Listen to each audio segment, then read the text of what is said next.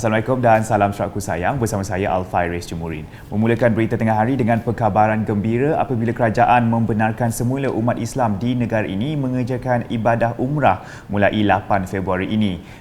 Menteri Pelancongan Seni dan Budaya Datuk Seri Nancy Shukri berkata keputusan itu dibuat selepas kerajaan tidak berhasrat memanjangkan tempoh pengantungan perjalanan ibadah itu susulan penularan varian Omicron COVID-19.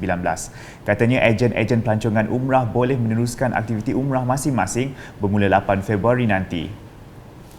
Beliau menjawab pertanyaan media ketika diminta mengulas mengenai perjalanan ibadah umrah selepas majlis pelancaran video kempen Dream Malaysia di Kuala Lumpur pada Rabu. Jelas Datuk Seri Nancy lagi, prosedur operasi standard SOP bagi kebenaran perjalanan itu masih sama seperti sebelumnya, antaranya mewajibkan setiap jemaah mengambil dos penggalak. Tambahnya, beberapa tambahan SOP baru untuk jemaah akan dibincangkan bersama ejen pelancongan umrah selepas ini. Pada 1 Januari lepas, Menteri Kesihatan Malaysia Khairy Jamaluddin mengumumkan penangguhan sementara kebenaran perjalanan menunaikan ibadah umrah bermula 8 Januari selepas berlaku peningkatan jangkitan varian Omicron dalam kalangan jemaah yang tiba dari Arab Saudi. Berita seterusnya, Jabatan Kebajikan Masyarakat Sarawak JKMS memperuntukkan sebanyak RM610,600 kepada 6,106 penerima sempena Tahun Baru Cina 2022. Menteri Pembangunan Wanita, Kanak-kanak dan Kesejahteraan Masyarakat Sarawak, Datuk Seri Fatimah Abdullah berkata sumbangan ini bertujuan meringankan beban kewangan serta menceriakan penerima bantuan sempena menyambut Tahun Baru Cina pada tahun ini. Tambah beliau, ia juga dapat membantu meningkatkan kualiti hidup di kalangan keluarga yang kurang berkemampuan. Beliau berkata demikian semasa berucap dalam majlis sejambak kasih Tahun Baru Cina di Dewan Masyarakat di Sungai Maung, Kuching pada Rabu. Pada itu, beliau memberitahu dari Januari hingga Disember 2021, JKMS telah menyalurkan perbelanjaan sebanyak RM244,162,850 untuk 52,363 orang penerima bantuan bulanan di seluruh Sarawak. Sementara itu, ketika berucap pada majlis penutupan bengkel Hala 7 Pusat Pemulihan Samarahan pada Rabu, Datuk Seri Fatimah berkata bengkel itu diadakan untuk mentransformasi pusat pemulihan agar kebolehpasaran dan potensi orang kelainan upaya OKU dapat ditingkatkan. Kita juga nak masukkan kecemerlangan bukan sahaja dari segi latihan untuk menjana pendapatan, latihan untuk meningkatkan kebolehpasaran OKU kita.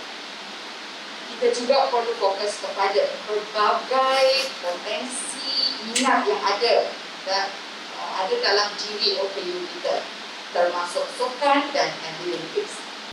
Bengkel tersebut dianjurkan Kementerian Pembangunan Wanita, Kanak-kanak dan Kesejahteraan Masyarakat selama 3 hari dari 24 hingga 26 Januari 2022 bertempat di Damai Beach Resort, Kuching. Dalam majlis tersebut, peserta bengkel yang terdiri daripada kaki tangan pelbagai agensi kerajaan dan swasta turut membuat pembentangan akhir mengenai matlamat serta pelan pemekasaan dan hal tuju pusat pemulihan yang akan membantu OKU untuk meningkatkan kualiti taraf hidup mereka. Selanjutnya, Kerajaan Negeri Sarawak melalui All Kuching Smart Heritage OKSHI dengan kerjasama Jabatan Penjara Malaysia akan terus mematabatkan seni warisan songket di negeri ini. Timbalan Setiausaha Kerajaan Negeri Transformasi Prestasi dan Penyampaian Perkhidmatan, Datuk Dr. Sabaria Putit berkata, pelaksanaan projek OKSHI bersama Penjara Puncak Borneo merupakan perancangan strategi Kerajaan Sarawak untuk melahirkan lebih banyak pelopor penenun kain songket dan keringkam. Jelasnya, pelbagai usaha dilaksanakan kerajaan negeri dalam membantu meningkatkan produk kain songket di samping melahirkan lebih ramai penenun yang berkemahiran tinggi. Para hadirin sekalian, Kerajaan Negeri Sarawak dengan kerjasama ini ataupun Jabatan Penjara Malaysia bagi projek warisan OKSHI Penjara Puncak Borneo untuk pembinaan bengkel tenun songket yang baru, ya, di kawasan yang telah disebutkan tadi, iaitu 20.5 ekar, ya. Dan diharapkan pelaksanaan ini dilaksanakan dalam masa 18 bulan, insyaAllah. Ya. Datuk Dr. Sabariah berkata demikian semasa majlis mendandatangani memorandum perjanjian MOA antara Kerajaan Negeri Sarawak yang diwakili beliau bersama Wakil Kerajaan Persekutuan Datuk Nordin Mohamad dari Jabatan Penjara Malaysia bertempat di Auditorium Sri Kenyalang, Penjara Puncak Borneo, Kuching pada Rabu. Majlis mendandatangani MOU tersebut turut disaksikan Isteri Ketua Menteri Sarawak merangkap penaung projek inovasi warisan Sarawak, Songket dan Keringkam, Puan Sri Datuk Amar Jumaani Tun Tuanku Bujang. Jelas Datuk Dr. Sabariah lagi, Kerajaan Negeri Sarawak telah memberikan peruntukan sebanyak RM6 juta bagi mengadakan bengkel Songket dan menyalurkan RM50,000 untuk membaik pulih bengkel serta perolehan bekalan tenun.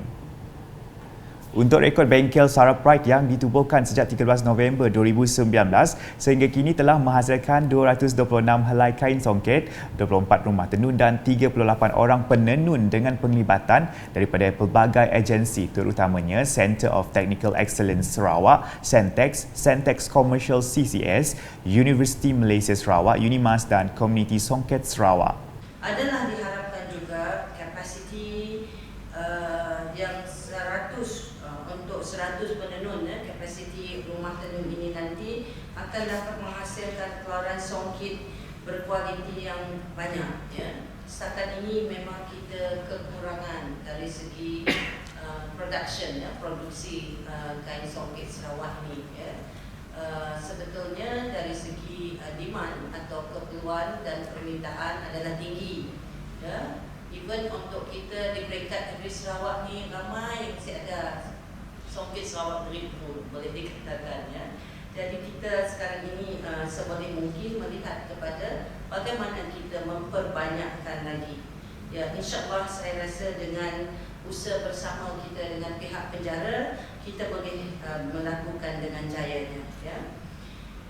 Dan sekaligus memberi peluang kepada penghuni untuk mengaplikasi kemahiran dan diharapkan dapat menjana pendapatan sendiri selepas menjalani kehidupan di penjara Puncak Borneo. Itu yang ultimate yang kita harapkan. Keperkembangan di Repok. Sebanyak RM1 juta disalurkan kepada 34 buah sekolah rendah dan sekolah menengah di Dun Repok sumbangan wakil rakyatnya Datuk Sri Huang Tiong Si. Beliau menyerahkan cek sumbangan itu dalam satu majlis bertempat di Grand Empire Palace Restaurant Sarike pada Selasa. Menurut Datuk Sri Huang, sumbangan peribadi tersebut adalah bagi menyuntik aktiviti tahunan sekolah di konstituensi beliau selain meringankan beban ibu bapa pada awal persekolahan anak-anak mereka. Jelas Datuk Sri Huang, aspek pendidikan sentiasa menjadi keutamaannya sejak menjadi wakil rakyat di situ di mana beliau sentiasa berusaha mendapatkan peruntukan projek transformasi luar bandar RTP dari kerajaan negeri untuk menaik taraf prasarana dan kemudahan sekolah. Tambahnya bantuan bahan persekolahan seperti pakaian seragam sekolah, kasut sekolah dan beg sekolah juga disalurkan kepada semua murid di kawasan Repok tanpa mengira bangsa, kaum dan agama. Dalam majlis sama, beliau turut menyumbangkan cek bernilai RM100,000 kepada Tadika Sehwa untuk melaksanakan aktiviti tahunan sekolah tersebut. Manakala di Terbeduk, isu kekurangan kemudahan di klinik kesihatan Terbeduk akan diberi perhatian utama dalam menyediakan perkhidmatan kesihatan terbaik kepada rakyat di kawasan berkenaan. Ahli Dewan Undangan Negeri Adun Terbeduk, Dr. Simon Sinang Badar berkata, kebajikan dan kesihatan rakyat Terbeduk menjadi agenda penting dan perlu diberi penekanan. Menurutnya, klinik kesihatan Terbeduk bertanggungjawab kepada seramai 7,109 orang penduduk atau sebanyak 1,356 keluarga dari kawasan Terbeduk. Sementara itu, beliau memberitahu perancangan pembinaan klinik kesihatan baru di Terbeduk oleh mantan Adun Terbeduk, Datuk Amar Michael Manyin Jawong sebelum ini seharusnya direalisasikan. Katanya ia termasuk cadangan pembinaan Balai Bomba Terbeduk dan Kompleks Imigresen, Kastam Kuarantin dan Keselamatan ICQS Terbeduk. Dalam pada itu, seramai 10 individu dari Sarawak menerima anugerah Productivity Champion 2022 Anjuran Perbadanan Produktiviti Malaysia MPC Wilayah Sarawak di sebuah hotel terkemuka di sini pada Selasa. Hadir menyempurnakan penyampaian anugerah tersebut ialah Ketua Pengarah MPC, Datuk Abdul Latif Abu Seman serta Ahli Lembaga Pengarah MPC, Datuk Abang Karim Tun Abang Openg. Berucap di majlis tersebut, Dato' Abdul Latif berkata anugerah tersebut bertujuan memberi pengiktirafan kepada individu-individu yang bergiat aktif dalam memacu agenda peningkatan produktiviti di peringkat negara, industri dan organisasi. Pada tahun lepas, 2021, seramai 83 individu yang telah kita berikan pengiktirafan Productivity Champion yang merangkumi kategori leader, kategori yang kedua practitioner dan yang ketiga talent. Dan seramai daripada jumlah tersebut, seramai 10 individu tersebut adalah daripada bumi Kenyalam ini, yang kita telah kenal pasti sebagai Productivity Champion yang memenuhi ciri-ciri yang kita cari dan kita lihat dan kita iktiraf. Tambahnya, usaha tersebut adalah untuk mempercepat peningkatan produktiviti yang diteruskan di bawah rancangan Malaysia ke-12 serta menyumbang kepada pertumbuhan produktiviti buruh yang lebih tinggi. Beliau juga berharap lebih ramai individu akan memperolehi anugerah tersebut di masa akan datang. Keperkembangan COVID-19. Sarawak mencatatkan sebanyak 13 kes positif COVID-19 pada Rabu, menjadikan jumlah kumulatifnya setakat ini naik ke angka 252,732 kes. Jawatankuasa Pengurusan Bencana Negeri JPBN Sarawak dalam kenyataan medianya memaklumkan daripada jumlah itu 8 kes dalam kategori klinikal 1 iaitu tiada gejala dan 5 kes dalam kategori klinikal 2 iaitu gejala ringan. Menurut JPBN Sarawak, kes-kes dikesan di 5 daerah iaitu Miri, Sibu, Kuching, Limbang dan Pusak.